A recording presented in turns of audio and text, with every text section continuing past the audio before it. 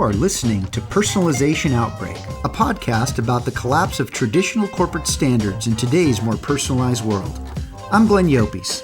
I'm a leadership strategist, author, contributor to Forbes, and founder of the Leadership in the Age of Personalization movement. On this show, I'm interviewing executives across multiple sectors to find out how the balance between standardization and personalization can exist. Hello, everyone. Welcome to Personalization Outbreak Podcast. There's been significant dialogue recently surrounding diversity, equity, and inclusion, and it presents an opportunity to pause and thoughtfully reflect on how even the best intended efforts can sometimes lose their way. By taking a step back and examining the complexity of these initiatives, we can better understand how their goals might occasionally be overshadowed by unforeseen challenges. This reflection is not about persuasion or taking sides, but about creating space to engage in deeper conversations and foster more collaborative approaches that remain true to the foundation and the foundational goals of respecting and empowering individuals. What follows is intended to provide healthcare leaders with a perspective to consider, one aimed at encouraging reflection rather than influencing opinion. And to complement this exploration, Dr. Brannon, the founder of Optimal Bio and a physician executive with over 30 years of leadership experience, will share his own thoughtful reflections on these important issues. DE&I began with an ambitious mission to address systemic inequities, dismantle biases, and cultivate a society where every individual is genuinely valued and respected. Initially, this approach resonated deeply with many, offering hope for meaningful progress. However, as DE&I frameworks evolved, they often narrowed their focus, emphasizing race and gender while unintentionally overlooking other dimensions of diversity, such as socioeconomic backgrounds, diversity of thought, experiences, and abilities. This singular focus, while addressing critical inequities, sometimes created resistance. Overemphasis on historical rectifications fostered a sense among some individuals that their identities or values were being replaced or discarded. It led to divisiveness and at times alienation, as the narrative sometimes took on a with us or against us tone. Rather than uniting, DE&I inadvertently widened divides, its rigid frameworks leaving little room for the individual and the nuances of individuality. Such a perception overshadowed DE&I's intentions, but it also presented an opportunity for growth. Leadership in the Age of Personalization, LAOP, rises as an evolution of DE&I, a progression that neither discards nor dilutes DE&I's principles, but expands upon them. LAOP champions empowerment and individuality, replacing rigidity with flexibility, collaboration, and co-creation. It reframes leadership to prioritize humanity, allowing individuals to showcase their unique strengths and fostering environments where creativity can thrive. You see, at its core, LAOP refuses to substitute one rigid framework for another. Instead, it embraces evolution over substitution, inviting leaders to nurture individuality rather than relying on narrow categories and labels.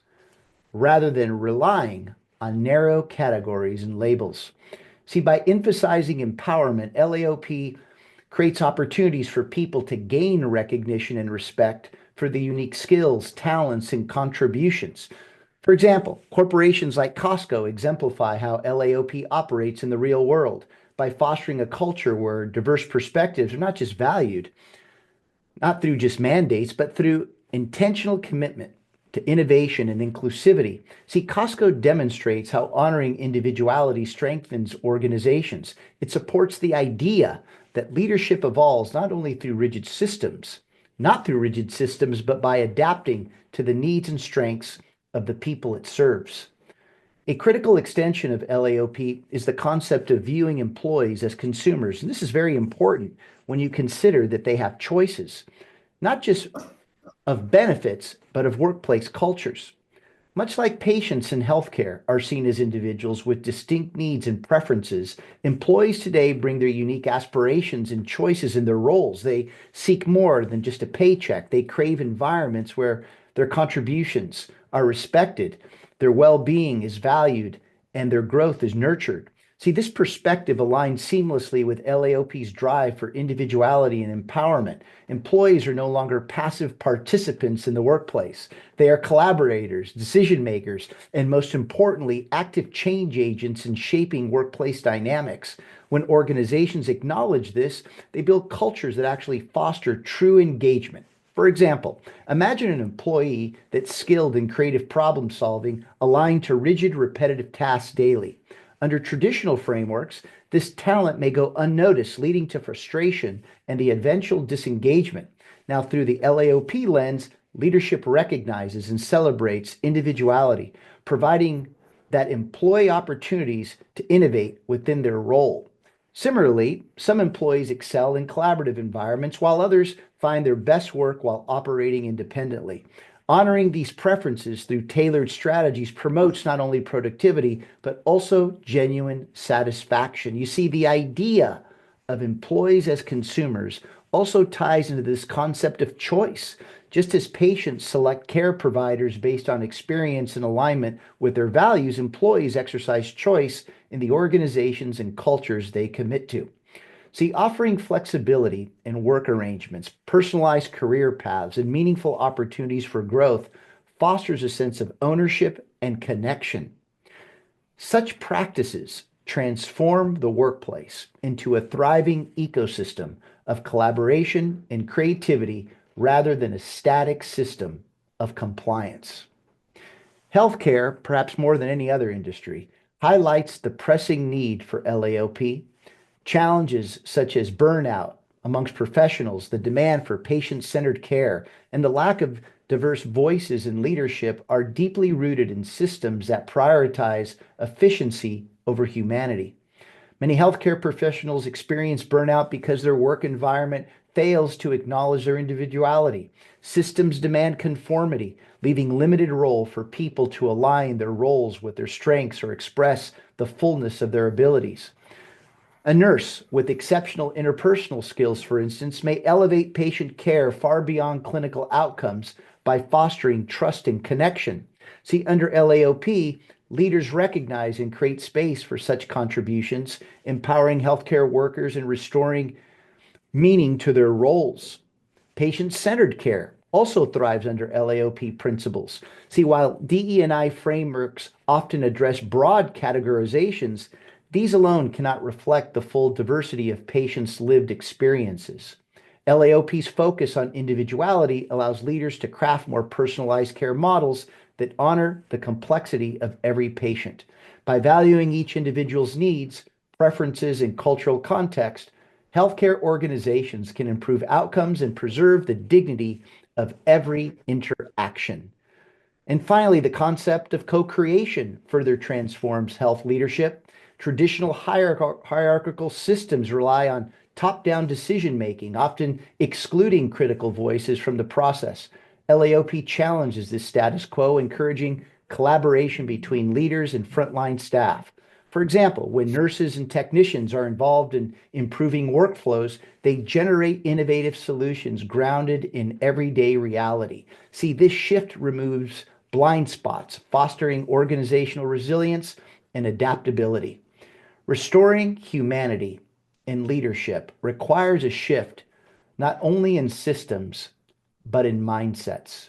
This is the promise of LAOP, and the time for transformation is now. And Greg, I'm certainly honored that you've been patient with this opening introduction, but it really is all why we're here today. I mean, we live in a world of difference, and yet we're conformed to do things in ways that maybe don't align with what we desire, and thus we remove quality, trust, collaboration, and innovation from the equation. How you doing today, Greg? Thanks for joining us. Fantastic. Thank you very much. I really appreciate it. So, Greg, when you you heard the story.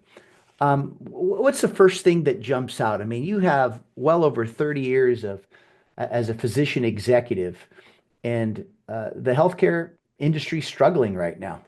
Uh, when you interpret this story in your own way, What's the summary here that leaders can learn from? What's interesting, this model, when you were talking, I was listening about this thing, this phrase always comes out, the greater good, the greater good. Society is always better at the greater good. I hate that phrase because the greater good destroys the individual. Society is at its best when the individual is free to fail or succeed, to associate, to not associate, experiment, try, fail. When you have this generalization, we lose the individuality, as you talk about personalization. Personalization is what I believe built society of American liberty. It's we are many one, but the many one is important. We're not all the same size square. We may be circles or squares or triangles, but that all together in this crazy chaotic way becomes beautiful order because of the individual deciding. It's amazing to me how we forget how the individual at another level has ideas. And when you hear it, we do it our way and not explain it, I think you lose the opportunity to have talent. Why do we do it this way? We should always ask why in our own growth, in our own life, in our own systems. The only way you progress is to ask why. And that to me is why the individual, that's why this whole idea of personalization that you talk about, we've talked about for the last few years, really intrigues me because that really goes to the core. I'm a freak believer in individual liberty. And I really believe society has been proven historically. We talk of multiple societies. When the laws become numerous or the rules become more numerous, tyranny occurs. I think the idea of freedom is the idea to, again, it sounds crazy, but the opportunity to fail, even at your job, because that's what's important. And that's what, when I heard you talk, that what I went to is the society, the institution, whatever we're talking about will succeed when the people are coming to work are happy to be there. They know their input's part of that. And I think that's what happened in the institutions of healthcare. We've standardized everything where the individuals have been lost. Well, let's talk about that because I mean, we obviously know that this is an industry well over 100 years that has operated within these rigid frameworks that actually limit innovation or inclusion. When you were in practice back then, I'd love for you as you share your stories and thoughts to help people understand your journey. Um, how did you start navigating those things? Because I've got to believe that there's a point where we over standardize and really this creates setbacks. Right. It's interesting in the sense of I knew nothing about what I'm going to talk to you about now when I started. Ever since I was a little baby, I wanted to be a doctor. It's all I can ever remember because I was always want to help people and I love science. And I think and being raised in an environment where, and I grew more as my faith, is knowing that I look outside at this creation, there had to be a creator and nothing's by accident. And that to me, and the more science I got, when you start learning the first three laws of thermodynamics, the first two are stressed on that. Chaos does not form order. Order forms chaos. So even if things look chaotic, but they're ordered, that's a creator's hand. But what you talked about, when you talk about the last 100 years, I learned something, let's say last 20 years, a thing called the Flex Report. In 1909, the Rockefeller and Carnegie's went around looking to standardize healthcare. Not that anything was wrong with healthcare. Back then we had osteopaths, homeopaths, chiropractors, you had herbalists. And what suddenly happened by their power, the Flex Report said, our way is the only way. And we've lost that last 100 years, the idea of intuition or the idea of why does some old wives' tales work? Because they were based on maybe not know the science, but they were, herbs worked, food worked. Plato said food is medicine. There's some truth to that. So it's my own process of life to understand when I started asking questions, why do we do things? And then I saw within my field of OBGYN, things we called good that we found out to be bad 20, 30 years later made me question. We can't always be right. One of them is thalidomide. That was a medication given to help miscarriages. Well, what happened? Another one called DES. Thalidomide actually had limb defects in these beautiful little babies, and DES increased miscarriage rates. The idea behind it made sense, but even the science behind it maybe was proven right in animal studies. But we have time to watch it play out, it played out wrong. And that's why liberty is at the core of all this. We got to be able to question as we go along, not wait for these bad things to happen. There's a great book written in 1850 by Frederick Bastiat called The Law. It's basically a response to Karl Marx's Communist Manifesto. But he talks about liberty. He talks about how he got to this point of basically government institutionalized standardizations. And the end of the book's my favorite. He says we have to leave that and go back to what we believed at the very beginning. We've got to believe in liberty. What is God? What is that? That's you can believe in God and his works, and we're his best workmanship, right? So the idea of is a place that he used this idea of these witch doctors. These witch doctors will do things on these babies as they in certain cultures you talked about. But if they don't pan out, he just discards those babies and tries another idea. We can't do that. We can't just discard. These are human beings. And I find that even with great intentions, we may mess up because we bow to the great institution. And that to me is what I want to do. I really believe the king and queen is the mirror. And we have to understand that we have the responsibility to make our decision and pick our healthcare workers. But it's very important we don't fear asking questions. That's the bottom line. So what do you say to a healthcare leader that is afraid of pivoting away from how they've been taught how to lead? Because let's face it, a lot of people are threatened by individuality. They love the rigid standards. They love putting people in boxes. Yeah, that's very hard. When you're raised that way in institutions, you're raised that way in school to get the right answer. I think problem solving is what is the key to society, not the so-called experts in the ivory towers have all the answers. I go through history after historical background and prove that that's been incorrect, right? There are some good advancements, but the bottom line is in your daily life, you know these things. So I think part of it is, I'm not saying you have to be your own surgeon or your own doctor or your own electrician or your own lawyer. I'm not saying that. But there's enough information out there to read and be prepared to ask good questions. And ultimately, and biblically, Proverbs 1 says, get multiple wise counsels. So don't get one. When I was a surgeon and I wanted to do surgery, I said always get one or two other opinions. Go get other opinions. It's very important to do that, to get other opinions involved in your cases. You know, when you look at data in America, believe it or not, the number of cause of death is actually medical treatment. Medical treatment. The numbers you see between 250 and 400,000 extra deaths a year, trying with good intentions. So obviously the goal is to watch out for that. There's side effects for every medication. There's side effects for everything we do. So the risk benefit ratio is very, very important. But when you just put a blanket statement over those, it may work. Our bodies are there's some principles to them, but how certain people react to certain ways, that's part of the art of medicine. I think we can't lose that art of medicine. Well, that takes me to this, Greg. I mean, the systems were built for efficiency, not creativity. But they become less efficient by building for efficiency. That's the biggest problem. Exactly. How did healthcare get there? Because that's what's happened. We've placed such a bet on efficiency that it's become inefficient. Well, Glenn, I don't want to get political, but I'm going to. Go. There's nowhere in the United States Constitution. See, the U.S. Constitution is a beautiful document of 7 pages. The state governments are superior to the federal government in every issue except for 33 functions. It's basically, Hamilton said it this way. The federal government is what they call it the general government, is a trustee to the people of the state governments. So like I have a trustee to my will. While I'm alive, I'm in charge, or I give the trustee certain functions. That's what Hamilton explained it in the Federalist Papers. So the federal government has these functions. The president has 13. The Congress has 18, and the Supreme Court has 8. So you add these up. There's about 33. You add them all together. So those are to take a burden away from the federal government, from the state government. And basically, they're grown. They're the 2 categories: protection and free trade. That's really all the Constitution gives them power for.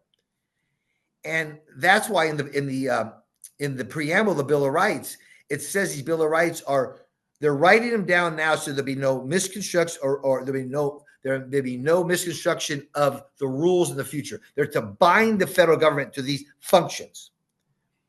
And over time, we lost the original intent of them. So, example, in Article 1, Section 8, there's no health care. So all these bureaucratic rules you're talking about are coming down from the Department of Health and Human Services. That's not in the Constitution. That is a state or local function. So I believe if we had more laboratories of individuality, say 50 laboratories, 50 states, or broken down in different counties, I think that we can see different ideas work. Some states have these things called certificate of needs. You got to prove you need more hospital beds. Why? Let the free market prove. There's too many doctors. Why? Let the free market go. Because the more the free market can decide what occurs, prices go down and quality goes up in any field. But the problem is in healthcare, we've actually socialized it, and that hurts the efficiency of it, trying to make it efficient. I wrote a paper on this in 2010. What was it called? Healthcare in America. How can someone get access to it? I was on my website when I ran for Senate, but I'll make it back out there again. So Greg, you brought something up that these in my new book, Restore, the final chapter is on medical liberty. It's a great book, by the way. Great book, and thank you for giving me the honor of writing the forward. So thank you, Greg. But Greg, let me go back to something you just said, because remember, I started this off with DE&I, and notice that I haven't even had to bring it back into the fold again. Yeah. Not because it's not important. It's because when you're dealing with people and you're dealing with how to control people or move away from original intent, then things take a different path, create a different narrative, create different responses. You just mentioned that and forgive me, I don't know the exact point, but it was around systems and efficiencies. In their original form, they made sense until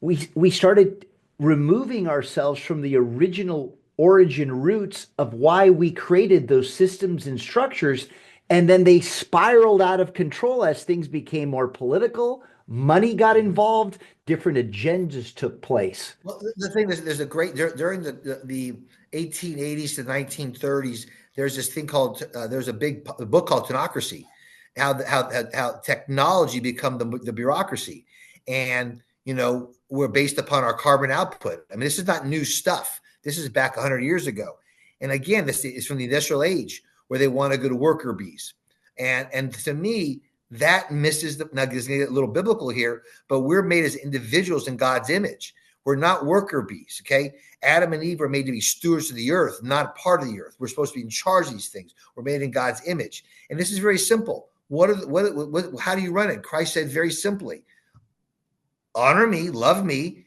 and treat your neighbor yourself. If we take that now again, I'm talking perfection. That's not me, okay? I know the rules. I'm trying to do that, right?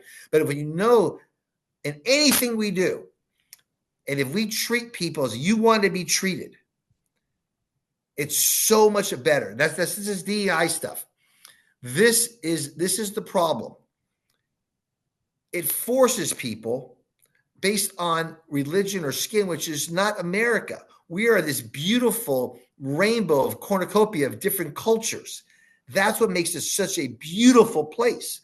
And I'll say bigots who judge people by their skin or their religion without talking to them, they lose out. They lose out on different foods and different culture, different environments. I was very fortunate. I was born in South Central Los Angeles, and I was raised in a very non-homogenous world. And you learn so much more because remember, I believe we're one race, but we're different cultures, and that makes it beautiful. So I may learn different things from different cultures I was not exposed to, but if I have this preset biasness that's saying I can't learn from that, I will lose out, and that's not fair. At the reverse, we're based on merit in America, quality, merit. Can you produce? How's your function? What you do? How you interact? That's what King talked about. Judge on my character of the individual. That's what I want to get back to because I believe that's a biblical principle. But the idea that you're forced and if I say I want to be a pilot, but I've never flown. You don't want me? Well, you know what? It's time for an older man to be a pilot. No, I want a great pilot. I want a great teacher, a great mommy, a great lawyer. No, I get that's why it's important. It's not education. It's important to understand in my body. It's not going to college being educated. Certain degrees you got to get through. I understand the board processing, but it's the idea that because a lot of education is, I'll say it's brainwashed. It's social engineering. It's not thinking.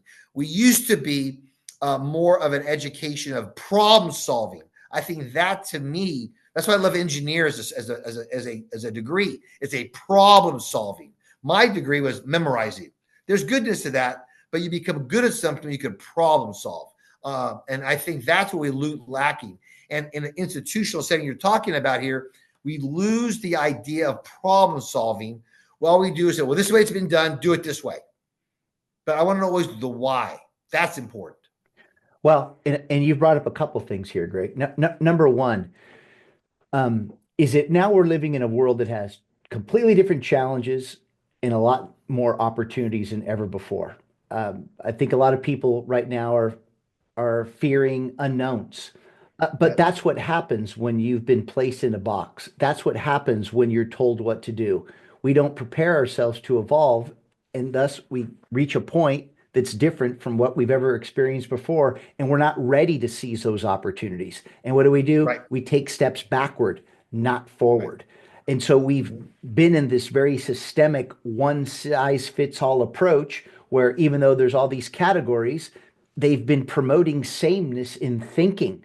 So we don't have that diversity of thought. We don't have that level of creativity that we need to accelerate innovation, which is now why one of the main reasons AI, artificial intelligence, is in the media every day. But we can't also let AI take over for humans, and nor can it take over for individual thought and the individuality that each of us human beings bring to the table. So with that in mind, what advice do you have for leaders that don't know which way to turn? Because wouldn't you think that we've reached a point now where this diversity of thought and personalization should be what we're longing for? Yes, because I said the leaders. Here's the thing. I agree with you. Everybody knows the thing about 80% of people want to be followers. I understand that. And I don't think they're scared of learning more knowledge. I think it's because they're scared of responsibility. Because I did it because so-and-so told me. And there's a phrase that I love as a kid. My grandfather told me this, and I never really got it in my generation, was reading. My grandfather only went to the 10th grade and was a bookkeeper. And I had no father. He was my father figure. And he says, Greg, you have to read to learn. And I said, I got TV. And the older I got, I realized that's programming. That's not reading. And then you see these books, there's a phrase, leaders read, readers lead. And so when you say the thought of idea, all leaders should read all different ideas. I mean, I do not believe in Darwinian evolution. I believe in adaptation. I believe in microevolution. I believe in science as a degree I have. But I read everything Darwin wrote. I read everything Marx wrote. I read it all. I read it with my biblical worldview, but I read it because I want to see out there what's out there, right? And I think it's important that we lead. So the more stuff we read, the more ideas we listen to, or more people we listen to, their reading as well is important because the thought of ideas will come out with knowledge. And knowledge, Madison said, knowledge will forever govern ignorance. So we have to be prepared. I think what happens is I think we get to a position where they just want people to say, be good bubble takers. I really am jealous of your dad's generation, my grandmother's generation. When they went to school, they didn't do bubble tests. They wrote essays. Right. They spoke. They did rhetoric. It was a completely different way of thinking and education. And we got to a point now to just get through and, mark the bubble down. And you can't really have thought of that. I'm not a good writer because of that. And I think it's important. The more you read, the more ideas you have. And it's nothing wrong to challenge. There's nothing wrong to challenge your own beliefs. I know the Bible is correct. I read it, but it does not stop me from reading other things. And when I do the history of the Bible, the archaeology of the Bible, the non-biblical sources supporting it, I can even strong my faith. But the problem is I'm not afraid to challenge. God's not afraid to challenge. Come on, challenge. Ask me the questions. I got it. And we're afraid to challenge. I think that's unacceptable. I think institutions get stuck in their way. You look at it in the business cycle. We'll talk about the big IBMs of the world, right? The smaller companies, the Cisco's, and 30 years ago when they were the upstart, the Microsofts, the Apple, they thought different ways of doing it. Now they become the institutions.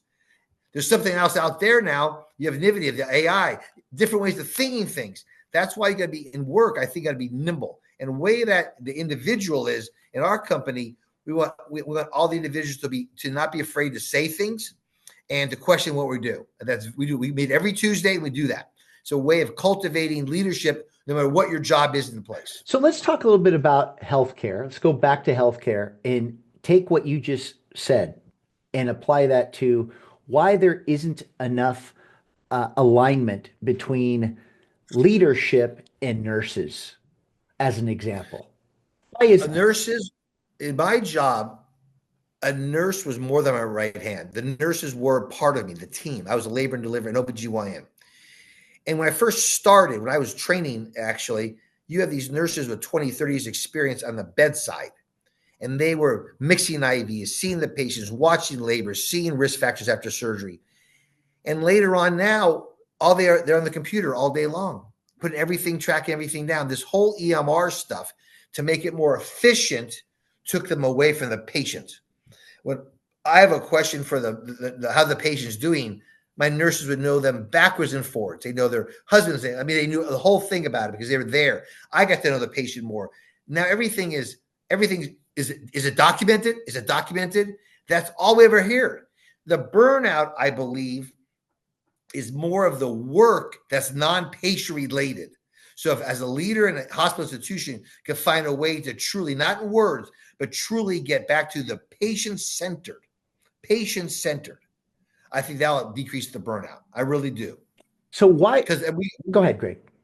Because we went into healthcare for the people, for the individual. People go, well, you go for the money or this. No, that's a byproduct of the work. If you want to make money, you go into something business. You don't spend 12, 15 years in school. Yeah, that's not what it is. You do because you love what you're learning to help the individual. So, Greg, why is it that, and I have a sense of where you might be going with this one, but why is it that we say that we're patient-centered, but we're only as patient-centered as the standards allow us to be? That's exactly right. Because again, the bureaucrats above, they got people to bow to too, right? That's the problem. Where these original rules come from. That's my problem. They come from a government federal agency that has no power in healthcare. So none. So, Greg, what do you do? What do you advise a leader who knows exactly what you're talking about? And I'm sure they all do. I hope so. Yeah. What options do they have? Because where am I going with this? Because I don't know about you, but I'm kind of tired of the regulations being the excuse for not really driving transformative change. Well, part of it is, it's the political is having, I don't care if they're a DNR, don't matter to me. Get rid of certificate of need. Have the free market come into the market of healthcare. I believe healthcare prices will go again. Here's the big one. Insurance is driving up costs. Before the ACA came in, since that time, denials have increased tenfold. Don't forget the fiduciary responsibility of insurance companies is to make a profit. That's their fiduciary responsibility. Now, back to the Constitution, in Article 1, Section 8, they have to call it the Commerce Clause. The Commerce Clause, the word regulate in the late 1780s and 90s meant to make regular, not to hinder, to make regular, meaning that each of us are 13 original states. But the Constitution says instead of putting a tax on a product coming in, say, the Port of Wilmington in North Carolina, they won't put a tax on it before they send it to Virginia. Okay? So that's the Commerce Clause, is make things regular. That's important. Because right now, when I wrote my paper in 2010, there were about 207 health insurance companies. North Carolina had 7. What if all 200 could compete in every state? Boom. Get rid of it. So now the insurance company of Washington could go to Oregon. Oregon go to, and not be a government one. I'm talking about free market. Yeah. Then you have insurance companies. Some will go high risk companies, take higher risk. Some will take low risk population base. They'll find their business model. That'd be a great way when you increase competition. And also, the perfect health insurance should not. Right now, the health insurance we have is like if you had car insurance that you paid for, that you got every time you went to the gas tank, it paid for your gas. That's what we're paying for now. We should do is have insurance that pays if the engine blows up. So if everybody decided how much they could cover for their health care, okay, saying this, if I need a liver or kidney transplant, I need that covered. But for regular routine health care, I'll pay out of my pocket. That would lower prices tremendously. I had 3 or 4 employees just to go after my insurances so I could get paid for the work I've done. The system builds upon layer of middlemen that takes away from the cost. To make income cost go does not go to patient care, which then takes us away from the reason why we got into healthcare to begin with, which then goes back to, if I could wrap this around, Greg, which then says the initial intent of DE&I, in my opinion, carried weight, but then it spiraled out of control in an effort to satisfy other key stakeholders to the point where we forgot why we even did it. And what did it do? What did it do? It became hyper standardized. And so it became another part of the standardization wheel that took away one's individuality. That wasn't its intent, but that's what standardization did. And I'm just going back to this, is that when standardization doesn't account for what matters to people, you get the wrong, you start diminishing why you started any initiative to any business, any cause, because it lost sight of what mattered to people. And then it became about money, politics. It became about agendas. It became go ahead, Greg, go ahead. But there is a real life situation we can compare. Go. The last 20 years, you have concierge doctors. It's true. Saying, you know what? I'm done with the system. And you're going to say, well, who's going to pay for that? People are choosing to say, I'd rather pay out of pocket. And you also have the growth of functional medicine, the growth of holistic medicine, other ways than allopathic medicine out there. Why? Because the consumer now has a chance to choose. When that happens, like, why are people buying more organic food? Because now it's a chance to choose. Robert Kennedy's brought a bunch of stuff up on this. We're asking, why is some of our food not allowed in Europe? Why is it not allowed in Japan? There's chemicals they don't allow. So we're asking these questions now. So that's what's so great is when you have the free market decide if you want a product. That's what Bastia talked about it. When the government makes a rule, it's called legal plunder. They make a rule that you must buy something that whoever in that field prospers. But if the government's out of it, they're an unbiased umpire, say, go out there and do your stuff and let the market decide. I don't care if it's healthcare or not, because, again, most doctors, a lot of us help indigent. We help them. We want to help the poor. We can do that, but you don't have a system that's built up. You don't have the free time or the energy to do it. You can't.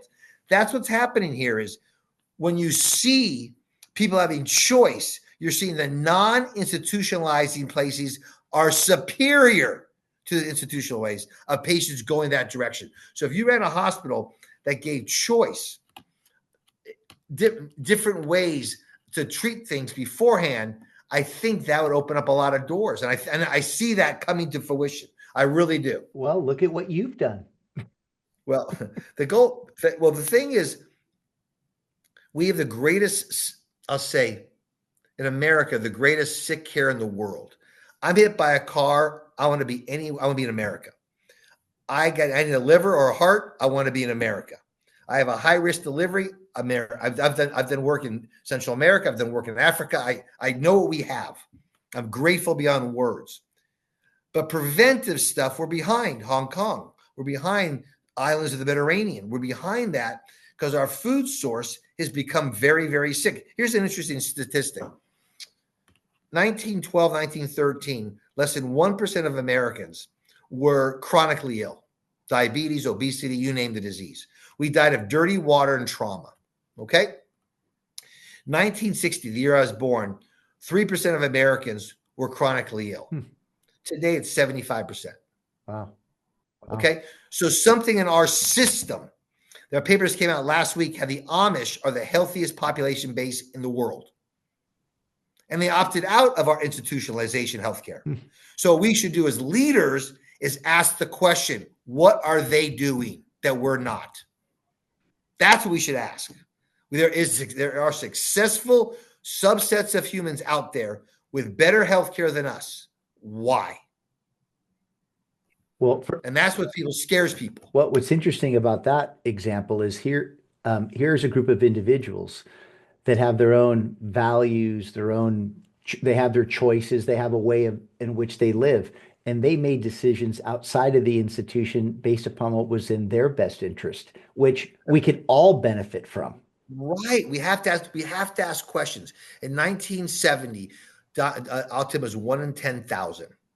Now it's 1 in 34. In California, it's 1 in 22.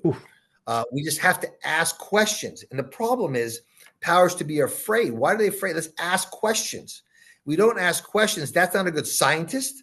That's not a good healthcare provider. We have to ask questions. If you find things not working, we got to know why.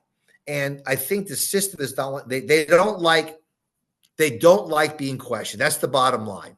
But I believe the individual that looks in the mirror, they'll call the consumer. By the way, we are the basis of this country. We are going to ask and demand questions, and we're going to demand answers. And my thing is, if a doctor is not explaining to you why, I think you should change it, like you would a plumber or electrician. And so the leadership, because this is what this is about. The leadership should not be afraid. So the first question is you asked 10 minutes ago, what should a leader do? Well, the first question is, where's the regulations come from? State or federal, local. Got it. How do we influence those? How do we use within the system, help our hospital or our clinics, our healthcare offices? How can we help them focus on the individual? That's all I care about. Because here's the thing is, why do we have buffets? Why do we have different restaurants? Why do we have different cars? Because we're individuals. And that individuality, I think, that spurs, making rockets and making cars and finding nuclear power, cleaner water. That idea of thinking has to change. And if we do that, that's what I believe. That's why I'm very optimistic on the future. I'm very optimistic too. Go ahead, Greg. Sorry. I'm very optimistic because I believe the generation right now, the 20-year-olds, they're questioning everything. And us older geezers better have answers or they're going to move us to the side. And I think that's what's exciting is the idea of ingenuity, asking questions. It's like the Vikings or Columbus asked, what's on the other side of that water? Let's go find out. And that's what we have to do. And that's why I just love the American spirit. And again, this has no D or no R. It's irrelevant. It's this American spirit. And I believe we can be that example to the world of what kind of ideas to come out at the same time. We can't be arrogant and say, we don't know what's happening in that country. They may have something we don't know. And let's listen. George Washington said this in his farewell address. He said, never fight in foreign wars and trade with everybody, even your enemy. That's a great biblical concept. Trade with everybody. Then you break bread, you learn their custom, now you're not dealing with England or France, you're dealing with Mark or Pierre. You're dealing with individuals. That's what builds trade. That's what builds community. That's what builds society, the individual. You know what you've reminded me of here, Greg, and you know that I just came out with my book, Make Reinvention Your Superpower. But it's very simple. It's based on the principles that we must continuously learn, unlearn, relearn, repeat. Here's my question. What do we need to unlearn most in healthcare? What do we need to unlearn? That there's one way. We have to learn. We have to unlearn. What do we have to unlearn? Right. Yeah, unlearn. There's one way. That we have to unlearn. That to me is important. If the last 4 or 5 years did not prove that one man said he was science, that if we don't learn that, we learn nothing. Okay. And I think the unlearning is that We have to listen to other thought processes. We have to. Which means what? We goes back to we need to look at ourselves in the mirror and start asking ourselves to look inward and say, you know what? Am I harnessing my natural curiosity to discover something new? Yep. You know, the answer would be But for most people, no, because but you know because why? I'm following everybody else's playbook but my But own. But Glenn, go ahead. I don't blame us doing I that don't because either. you're so overbeared at work and with impression, and you put the news, everything's bad, and it's just get through the day, and I don't, again, I don't want to, it's not a biblical show, but when you know who's in charge, you should be fearless. There's a great Bible verse out of Joshua 1:9. Joshua ready to cross the Jordan and go into the promised land where there's giants and there's wars and there's battles. And God says, hey, don't be afraid of nothing. Be courageous. I'm with you. Wherever I go, I'm with you. And I think we all got to find something that makes you fearless. And I don't want it to be I don't want to be their own power, but as an individual, he gives us the free will to choose. But we choose sometimes to be scared. We choose not to be afraid to take the next risk. And I understand that because when you risk things, you might lose everything. And I got that. I understand that. So it's very important, I believe, to know what you stand on. And I hope people look at the Bible. Well, and this is why we need to look inward and ask ourselves, who are we? What have we become? And not just that, how are we constantly, like you said, learning? We need to ground ourselves in an always open learning mindset, Greg. Right. We're not doing enough of that. We're relying upon everybody else's opinions to influence mine rather than what you said. Learn, And, educate yourself. education and ask wise counsel. Ask other people who went through this experience. Ask and also as back to the healthcare. Nobody knows that human body better than that individual. The most important thing as healthcare providers is to listen. Their story, their journey, my story, my journey, my healthcare. You got to listen. We're like detectives, like Sherlock Holmes. We have to. If you say, I already heard your story, and here's your pill, that disservices healthcare, disservices the individual, disservices progress. That's why it's important to listen, because we know there's environmental factors now. We know these things. We're finding these questions in all disease processes. But to say we always have the answer, we know the answer, this pill, this shot, without thinking, asking questions, that's a disservice to the whole system. So, Greg, let's kind of take this back and close it. So, where did we start?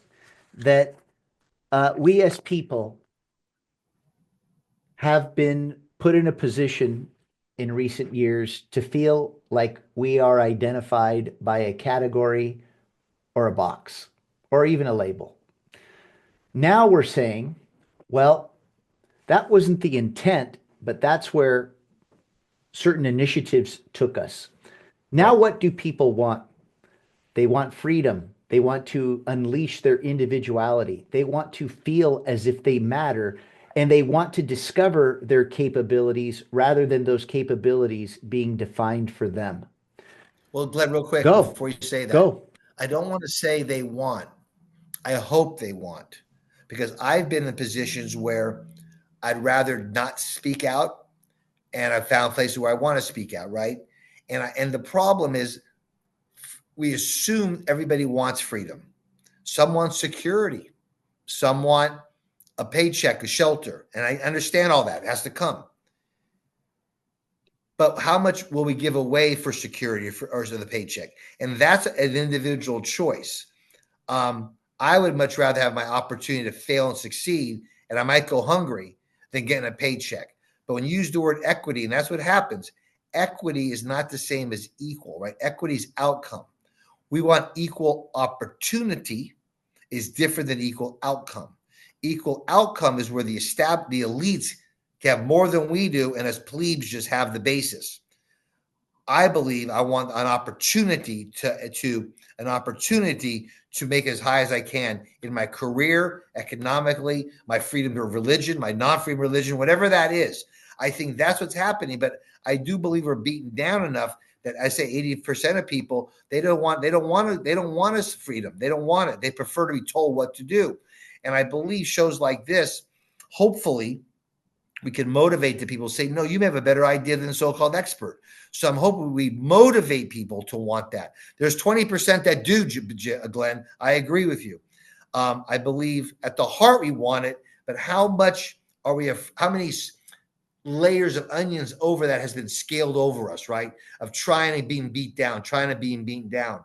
And that's why I think it's important to have a good circle around you to help you get back up so that you're not afraid to get beaten down again. That to me, the most important thing to me is not the outcome, Glenn. It truly is the process. It is the process.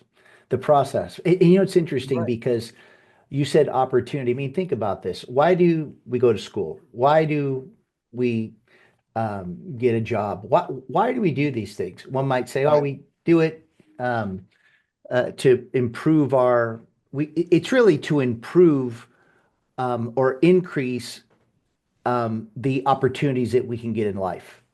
Right. Okay. But having said that, do we even know how to manage opportunities? Because notice that what happens when you're put in a box, the opportunities are defined from you. When you remove yourself from a box, now you have a choice to identify what those opportunities are, not just for you, but for other people. All I'm getting at is it's all about opportunity. And Right. go ahead.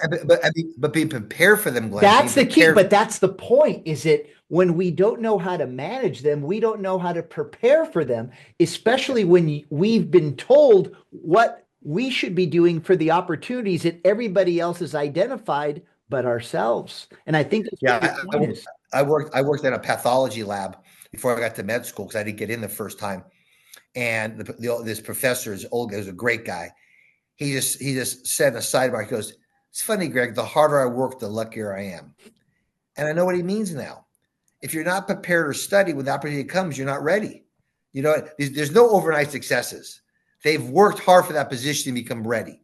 And whatever that is, that's why it's so important to be reading, to have a group of men or women around you that can motivate you to not quit, to motivate you to keep trying when things look down. Because like you say, you lock yourself in a box, you lock yourself in a bedroom, you're not going to get out there and meet the right people, do the right thing, do education. We know in America, this is great important.